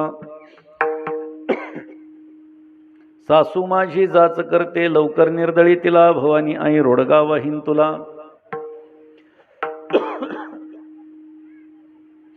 सासू कोण आहे? उत्सुकतेचा विषय. सासू कोण आहे? आता ही सासू दोन प्रकारे आपल्याला पाहता येईल. संत वाङ्मयामध्ये सासूला कल्पनेची उपमा दिलेली आहे. कल्पनेची सासू हिचा बहुतची जाचू. नाथ महाराज म्हणतात कल्पनारूपी सासू. कल्पना म्हणजे काय? एक बुद्धी हा एक विचार आपण करू शकतो की बुद्धी माणसाला विचलित करते, पण कधीतरी हाही प्रश्न निर्माण होतो की बुद्धी ही निश्चयात्मक आहे आणि मन हे संशयात्मक आहे. त्यामुळे बुद्धीपेक्षा कल्पनारूपी सासू ही जास्त संयुक्तिक वाटते. कल्पना काय करते? कल्पना विलास जो असतो मनामध्ये चालू, तो माणसाला भ्रमित करून टाकत असतो. बघा, माणसं काय करतात? एखाद्या गोष्टीचा विचार करतात की मी असं केल्यानंतर मला एवढे पैसे मिळतील, मग मी ते पैसे मिळाल्यानंतर मी असं करेल, मग तसं होईल, मग असं होईल. हा कल्पना विलास आहे, लक्षात ठेवा. हा कल्पना विलास माणसाला भ्रमिष्ट करून टाकतो. जास्त याच्यावर खोलवर मी विचार आपल्याला सांगत नाही. कल्पना म्हणजे काय? ज्या गोष्टी सत्य नाहीत त्या सत्य आहे याचा आभास म्हणजे कल्पना. मग हा जो आभास आहे हा आपल्याला विचलित करून टाकतो, सत्यापासून कोसो दूर नेतो. आणि सत्यापासून माणूस दूर झाला की पथभ्रष्ट होतो. त्याला कळत नाही आपण काय करतोय, कसं वागतोय, काय करतोय, कळत नाही त्याला. त्यामुळे कल्पनारूपी जी सासू आहे म्हणजे जीवन जगत असताना जे जीवन चालू आहे त्या जीवनाच्या संबंधानं विचार करायचा. हा, ते आपल्याकडे एक म्हण आहे, बाजारात तुरीन भटभटणीला मारी. आता त्याचा विस्तार करण्याचं काही कारण नाही. म्हणजे काय अर्थ सांगतो थोडक्यामध्ये. म्हणजे तूर विकत घेऊ, मग तूर विकत घेतल्यानंतर आपण त्याचं अमुक अमुक बनवू. बायको म्हणली नाही नाही असं नाही, तमुक हे बनवायचं. त्या दोघांमध्ये भांडण सुरू झालं. हा, बस छोट्या संबंधाने अर्थ सांगतो, त्याच्या बऱ्याच मोठ्या कथा पण असतात, पण ते नको. म्हणजे काय, त्या तुरी अजून आणल्याही नाहीत आणि त्याच्यावर भांडण सुरू. कल्पनेचा हा भाव आहे. ती सत्यामध्ये नाही, मात्र त्या संबंधाने तिचा विलास रंगत जातो. तिची भूमिका व्यापक होत जाते, ज्याचा सत्याशी काहीही संबंध नाही. म्हणून कल्पनारूपी सासू जी आहे, सासू माझी जाच करते लवकर निर्दळी तिला. परमार्थामध्ये परमात्म्याची प्राप्ती जर करून घ्यायची असेल, मी वासुदेव तत्वता या भूमिकेवरती आरूढ व्हायचं असेल तर सर्वप्रथम आपला अहंकार निघून गेला पाहिजे, जो सासऱ्याच्या रूपात सांगितला आहे. सासरा जो अहंकार रूपी आहे तो दूर झाला पाहिजे. कल्पना रूपी जी सासू आहे तिचं निर्दलन झालं पाहिजे, ती संपली पाहिजे. पुढे त्या देवीने विचारलं आणखी काय? तिने सांगितलं, जाऊ माझी फडफड बोलते बोडकी करग तिला, भवानी आई रोडगा वाहीन तुला. जाऊ म्हणजे काय? म्हणजे दोन पुरुष असतील, त्यांच्या एक एक बायका, त्याच्यातल्या मोठ्याची बायको म्हणजे लहान्याच्या बायकोची जाऊ. बरोबर का? तुमच्याकडे काही वेगळं आहे? नाही ना, असंच आहे. हां, सगळीकडे असंच आहे आपल्या भारतामध्ये. हां, नाव वेगळे असतील, त्याला जाऊ म्हणतात. जाऊ माझी फडफड बोलते. वाणी रूपी जाऊ ही फडफड बोलते, लक्षात ठेवा. कशाच्या अधिकार संपन्नतेने ती बोलतीये? तर तिला असं वाटतं की माझं जे मुख आहे, माझं वाणीचा मुख हा नवरा आहे. लक्षात घ्या, माझं जे मुख आहे त्या मुखाचा वापर म्हणजे नवरा जो आहे तो नवरा सगळं घरच्यासाठी करतो. मग घरामध्ये जो कमवता असतो त्याच्या बायकोची चलती असते. व्यवहारामध्ये गणित आहे. जो जास्त कमवतो त्याच्या बायकोची घरात चलती असते, हा व्यावहारिक नियम आहे. म्हणून तिला असं वाटतं की माझ्या नवऱ्यामुळे सगळ्या गोष्टी होतात. आणि मग तिची जीभ चालायला लागते, बडबड वाढायला लागते की मी माझ्यामुळे, माझ्या नवऱ्यामुळे. माणसाने मौन असलं पाहिजे. जाऊ माझी फडफड बोलते, बोडकी कर ग तिला. म्हणजे काय? तिला बोडकी कर म्हणजे काय? म्हणजे या वाणीवरती आपला संयम असला पाहिजे. एकदा त्या स्त्रीचा, घरामध्ये जास्त पैसा कमावणाऱ्या स्त्रीचा नवरा मेला, आता तिची काय अवस्था? आधी ज्या तोऱ्यामध्ये ती वावरत होते, आता तो तोरा शिल्लक राहिला नाही. नवरा मेला, अवस्था खाली आली.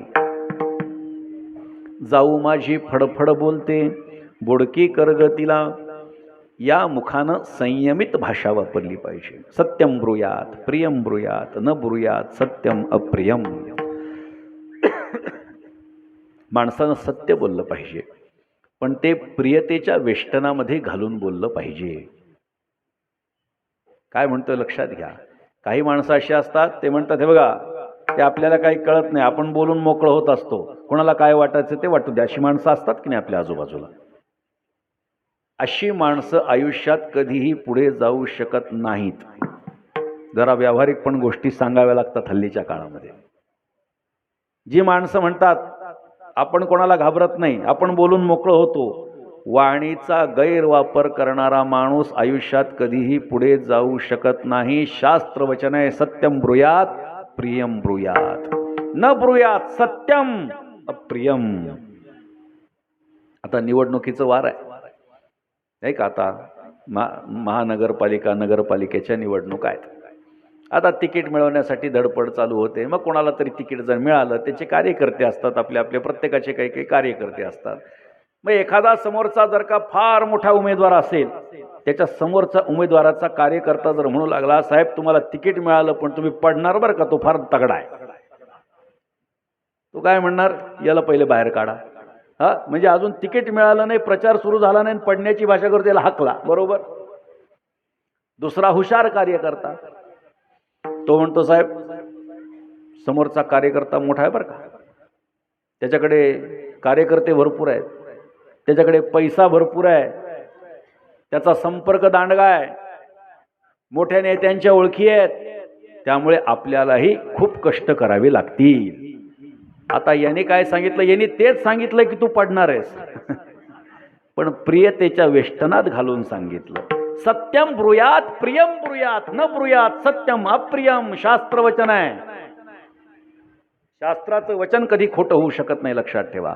म्हणून आमच्या संतांनी सांगितलंय, शास्त्र म्हणे, ज्ञानोबा राय तर सांगतात, एखाद्या राजाला सांगितलं की तू शास्त्रानुसार राज्यावर राहायचा अधिकारी तू नाही, त्यानं शास्त्रालाही तृणाप्रमाणे सोडून दिलं पाहिजे. एवढी शास्त्र मर्यादा आमच्या संतांनी घालून दिलेली आहे.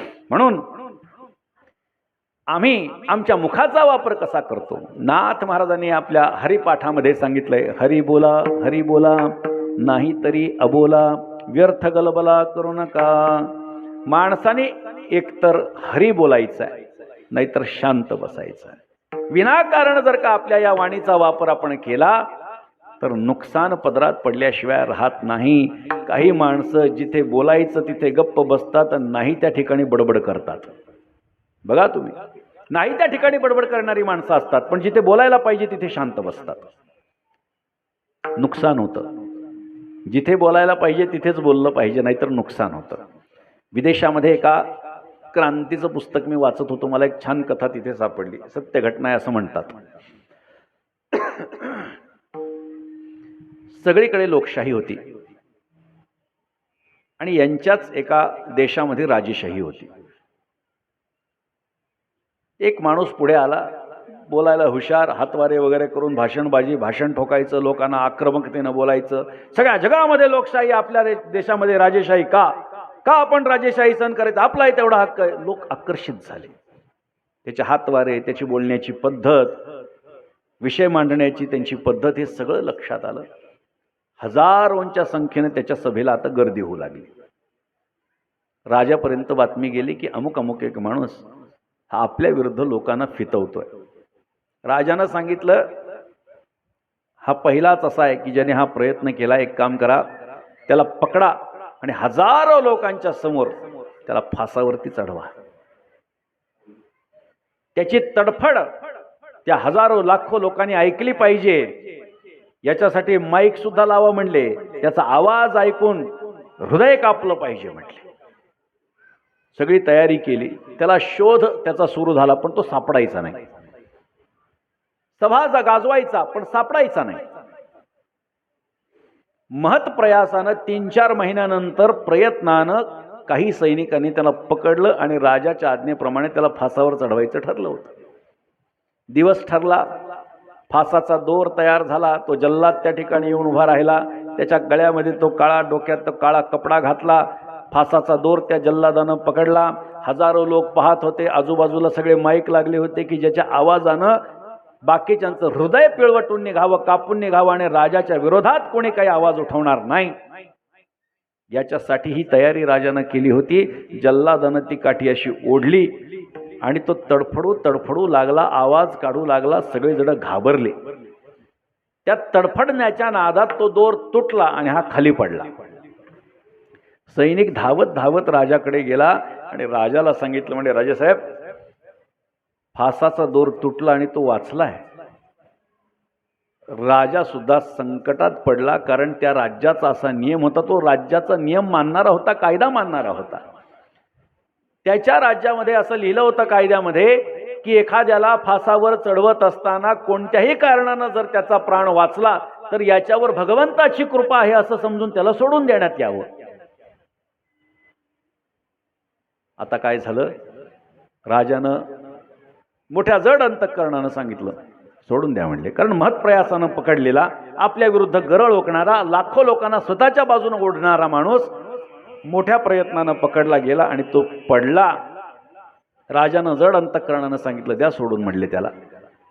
हा निरोप घेऊन तिथपर्यंत जाईपर्यंत खाली पडलेला त्यानं शांत बसावं की नाही. लाखो लोक दिसले आजूबाजूला, माईक चालू होता. आता म्हणला आपल्याला चांगली संधी मिळाली. भाषण सुरू केलं, अरे जो राजा आपल्याला फासाचा दोर चांगला देऊ शकत नाही तो आपल्यासाठी काय चांगलं करू शकतो. दुसरा सैनिक धावत गेला, राजेसाहेब असं बोलला म्हणले तो. राजाने सांगितलं, आता जल्लादही बदला दोरी बदला. विठ्ठल विठ्ठल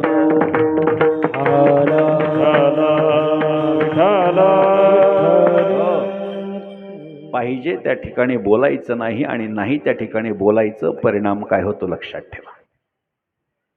जाऊ माझी फडफड बोलते, बोडके करग तिला, भवानी आई रोडगा वाहीन तुला. नणंदेचे पोर किरकिर करते, खरूज होऊ दे त्याला, भवानी आई रोडगा वाहीन तुला. कोण आहे नणंद? लोभ रूपी नणंद आहे, जिचं हट्ट रूपी लेकरू आहे. खरूजच का? त्याला ताप येऊ दे, सर्दी होऊ दे, आत्ताच्या काळात नाथ महाराज असले असते कोरोना होऊ दे, नाही का, पण असं काही म्हटले नाही. खरूजच कशामुळे? लोभ जेव्हा निर्माण होतो तेव्हा एखादी गोष्ट प्राप्त व्हावी याच्यासाठी हात पसरल्या जातात. लक्षात घ्या, लोभ रूपी, लोभ हा बाळपणात पायात असतो, तारुण्यात कमरेपर्यंत येतो आणि म्हातारपणात मुखापर्यंत जात असतो. त्यामुळे माणूस हा लोभी आहे, त्यामध्ये समाधान नाही त्या विषयाचं दुःख आहे. बरं, मला माझ्याकडे जे आहे त्याच्यामध्ये समाधान नाही, पण दुसऱ्याकडे आहे आणि माझ्याकडे नाही याच्यात दुःख आहे. हा माणसाचा स्वभाव आहे. म्हणून मला काहीतरी प्राप्त व्हावं, एक प्राप्त झालं की दुसरं व्हावं, दुसरं झालं की तिसरं व्हावं. भाड्यानं तरी घर मिळावं, मिळालं तर 1 रूम किचन तरी मिळावं, मिळाल्यानंतर 1 BHK तरी मिळावा. बरं, आता स्वतःच्या मालकीचा मिळावा, आता 2 BHK, आता बंगला, आता पेंट हाऊस, काय अजून किती काही पुढे जाता येतं आपल्याला. समाधान नाही माणसाच्या मनामध्ये. मग जी लोभ रूपी जी नणंद आहे तिचं हट्ट रूपी लेक, म्हणजे एखादी गोष्ट प्राप्त झाली की ती आणखी प्राप्त व्हावीशी वाटते. एक प्रमाण आहे, कामची नाही तेथे क्रोधची कैसा, मग कैसे भांडण रे. काम हा सगळ्या विकारांचा राजा आहे. कामाच्या अप्राप्तीमध्ये क्रोध आहे आणि कामाच्या प्राप्तीमध्ये लोभ आहे. काम म्हणजे विषय वासना समजू नका, शारीरिक वासना समजू नका. काम म्हणजे अपेक्षा, इच्छा, आकांक्षा या जर पूर्ण नाही झाल्या तर क्रोध निर्माण होतो आणि पूर्ण झाल्या तर लोभ निर्माण होतो. जे पद आता मला प्राप्त करावं असं वाटतंय ते मिळालं, त्याच्यात मला समाधान आहे का सांगा? मला त्याच्या पुढचं पद पाहिजे, त्याच्या पुढचं पाहिजे, त्याच्या पुढचं पाहिजे, सर्वोच्च पद पाहिजे. ते काय आयतं मिळत नसतं, कोणापुढे तरी हात पसरावे लागतात. म्हणून हट्टरूपी लेकरू खरूज का होऊ दे, या लोभाला जेव्हा काही मागण्याची वेळ येईल आणि हात पुढं करेल तर खरूज झालेल्या माणसाला क्षणाक्षणाला खाज येत असते. हात पुढे केला की हाताला खाजवण्यासाठी त्याला हात मागे घ्यावे लागतात. म्हणून नाथ महाराजांनी हेतू पुरस्तर शब्द वापरला, खरूज होऊ दे त्याला, भवानी आई रोडगा वाहीन तुला. देवीने विचारलं अजून काय? हो म्हणले. इतक्या वेळा जे मी मागितलं ते तू दे असं सांगितलं, पण याच्यानंतरच आता मी करणार आहे म्हटले. काय? दादला मारुनी आहुती देईन मोकळी कर ग मला. दादला म्हणजे नवरा. पतिव्रता स्त्री जी असते, पतिव्रते जैसा भ्रतार प्रमाण आम्हा नारायण तैशापरी असं तुकोबारायांचं एक वचन आहे. म्हणजे पतिव्रतेचा अधिकार काय? तुका म्हणे पतिव्रता तिची देवावरी सत्ता. देवावर ही सत्ता त्या खऱ्या पतिव्रतेची असते. म्हणजे पती ज्याप्रमाणे तिला प्रमाण आहे, तिचा जीव की प्राण आहे, तसं प्रत्येक मनुष्याला स्वतःचा जो देह आहे तो प्रिय असतो. स्वतःचा देह ज्याप्रमाणे प्रिय, त्याप्रमाणे पत्नीला स्वतःचा पती प्रिय आहे.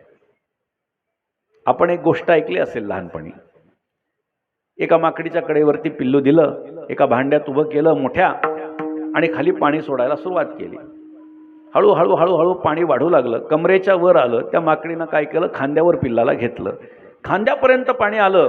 आता तिनं काय केलं? डोक्यावर पिल्लाला घेतलं. आता पाणी वाढून वाढून तिच्या नाकामध्ये जायला लागलं, तोंडाच्या वर गेलं. आता नाकात जायला गेल्यानंतर तिनं काय केलं?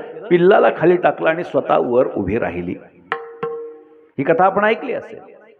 प्रत्येकाला स्वतःच्या जीवापेक्षा दुसरं काहीच प्रिय नसतं. तसं त्या पतिव्रता स्त्रीला आपल्या नवऱ्याशिवाय दुसरा कोणीही प्रिय नाही. म्हणून दादला मारुनी आहुती देईन. हा दादला कोण आहे?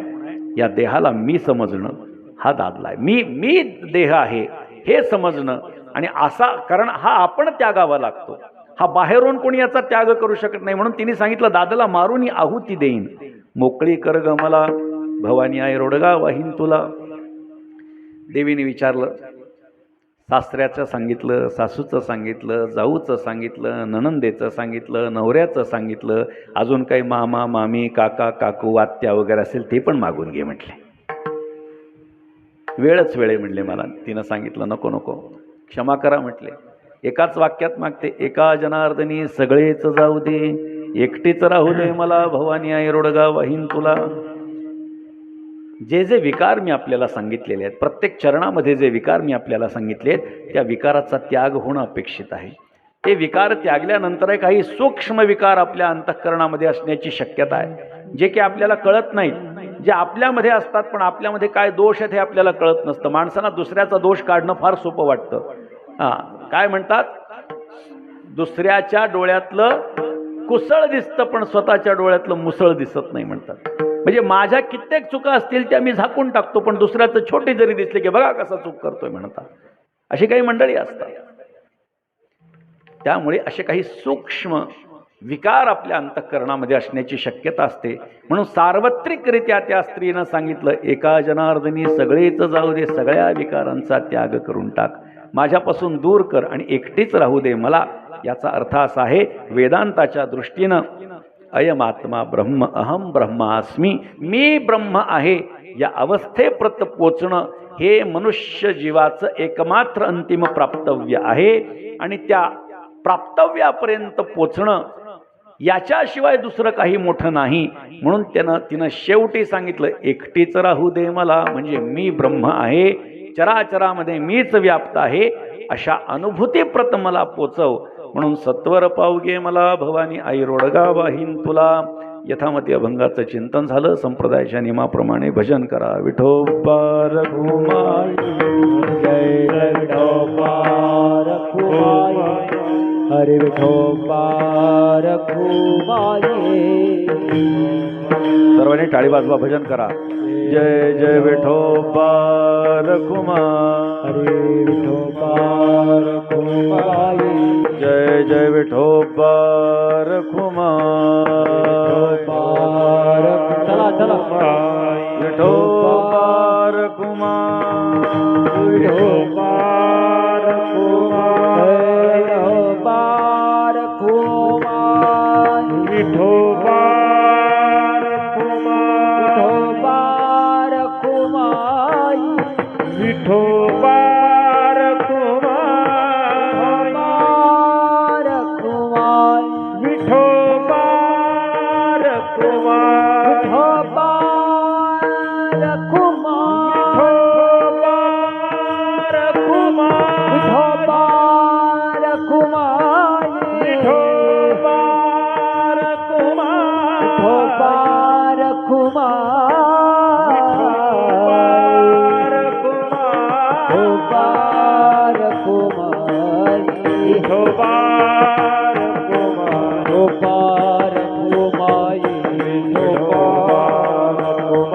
हरि जय जय विठोबा रखुमाई, विठोबा रखुमाई,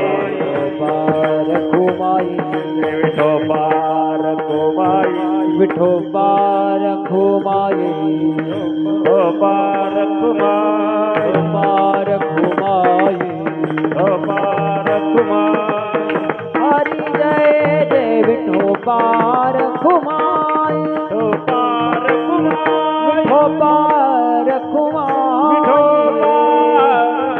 विठोबा रखुमाई,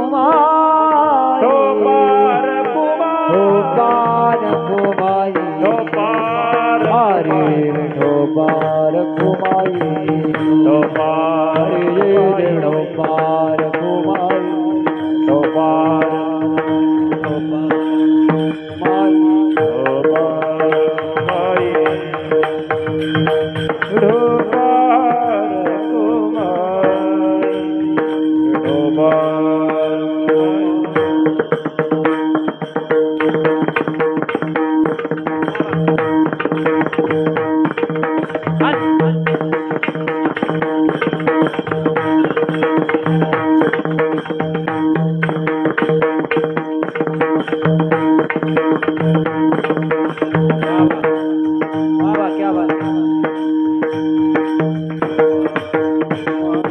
टाळी वाजवा, भजन करा. विठोबा रखुमाई, जय जय विठोबा रखुमाई, विठोबा रखुमाई, विठोबा रखुमाई,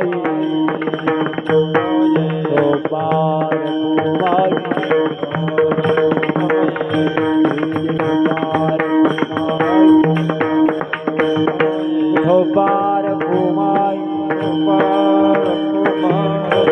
रखुमाई, विठोबा रखुमाई, जय जय विठोबा रखुमाई, जय जय विठोबा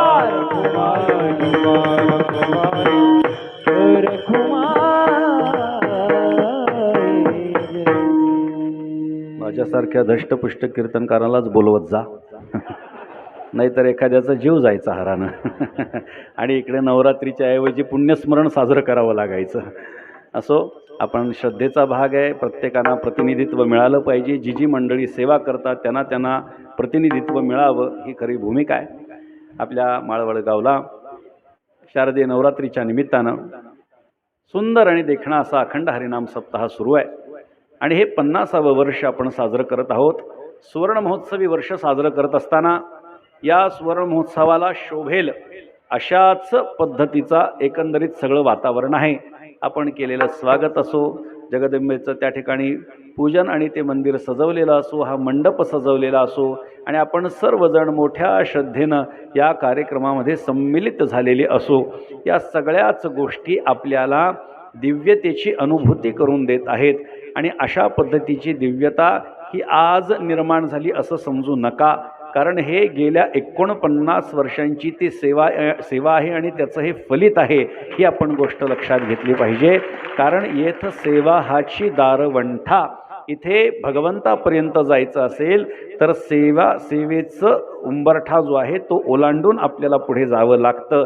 त्यामुळे आपण सर्वजण मोठ्या श्रद्धेने या ठिकाणी हा कार्यक्रम करत आहात. या कार्यक्रमाच्यासाठी म्हणून हरिभक्तिपरायण शुभम महाराज कांडेकर यांनी मला या कार्यक्रमासाठी आयोजकांच्या वतीनं संपर्क केला आणि त्या निमित्तानं माझं या ठिकाणी येणं झालं.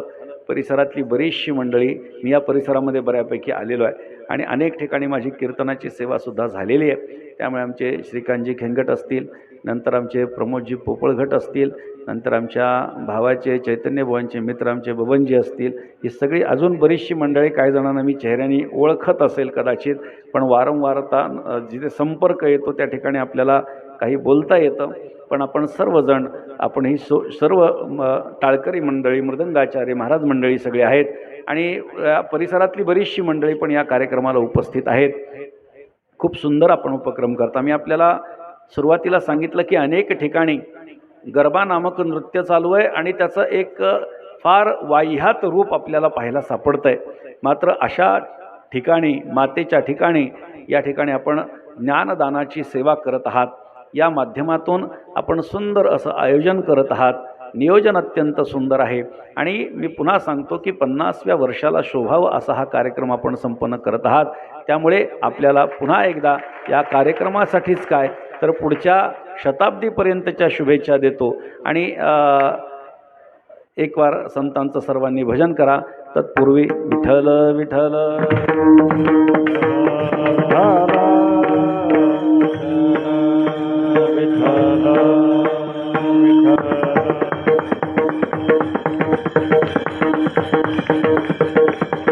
विठाला विठाला विठाला विठाला विठाला विठाला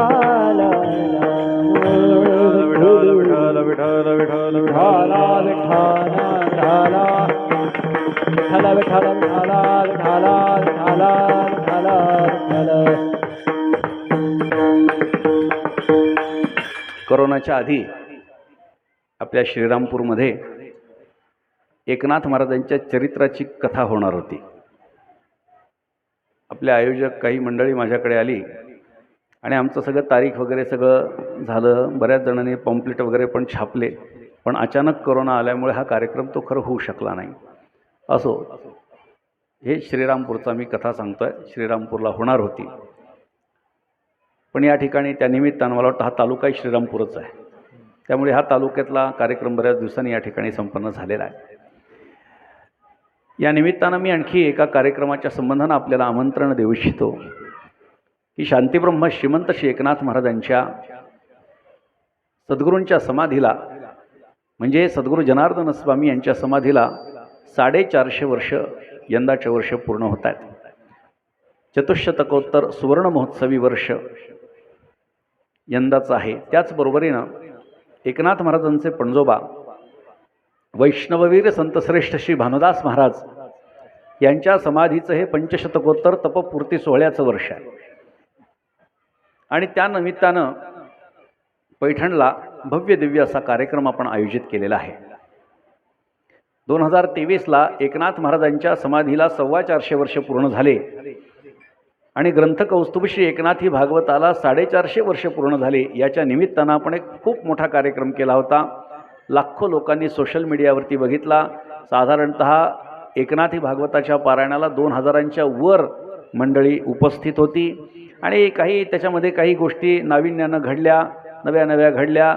ज्या ग्रंथाला वाचायला 54 तास लागतात सामान्य वाचकाला, त्या ग्रंथाच्या वाचनाचा कालखंड हा 91 सेकंदावर येऊन विश्व रेकॉर्डसुद्धा त्या कार्यक्रमामध्ये केला होता. एक अभिनव उपक्रम आपण केला होता आणि महाराष्ट्रामध्ये खूप त्याची चर्चा झाली. एकनाथ महाराजांच्या ग्रंथाची हत्तीवरून मिरवणूक निघाली. खूप दिव्य असा तो कार्यक्रम होता.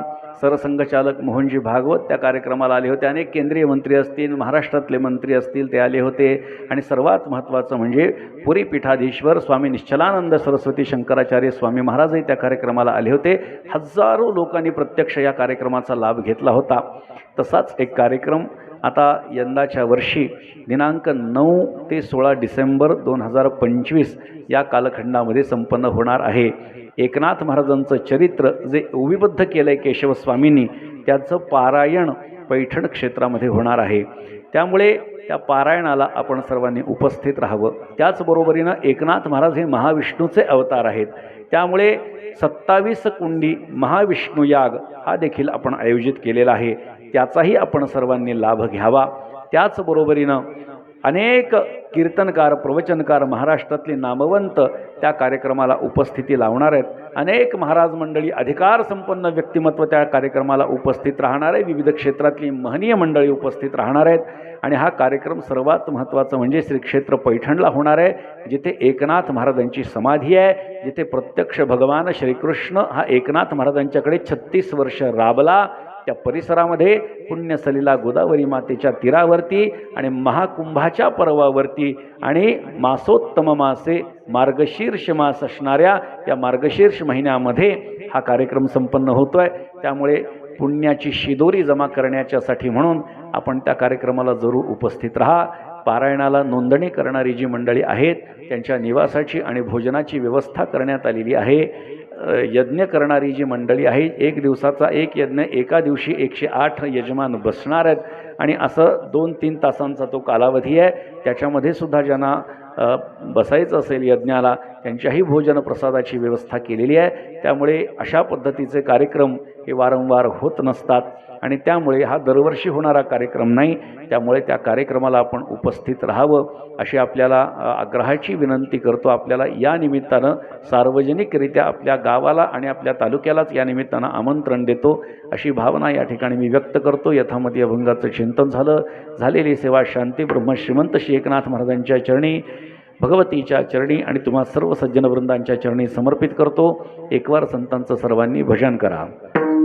भानुदास एकनाथ, भानुदास एकनाथ, भानुदास एकनाथ, भानुदास एकनाथ, भानुदास एकनाथ, भानुदास एकनाथ, भानुदास एकनाथ, भानुदास एकनाथ, भानुदास एकनाथ, भानुदास एकनाथ, ओ भानुदास एकनाथ, भानुदास एकनाथ, भानुदास एकनाथ, भानुदास एकनाथ, भानुदास एकनाथ, भानुदास एकनाथ, भानुदास एकनाथ, भानुदास एकनाथ, भानुदास एकनाथ, भानुदास भानुदास एकनाथ, भानुदास एकनाथ, भानुदास एकनाथ,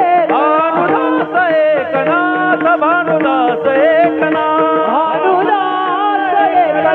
भानुदास एकनाथ, भानुदास एकनाथ, भानुदास एकनाथ, भानुदास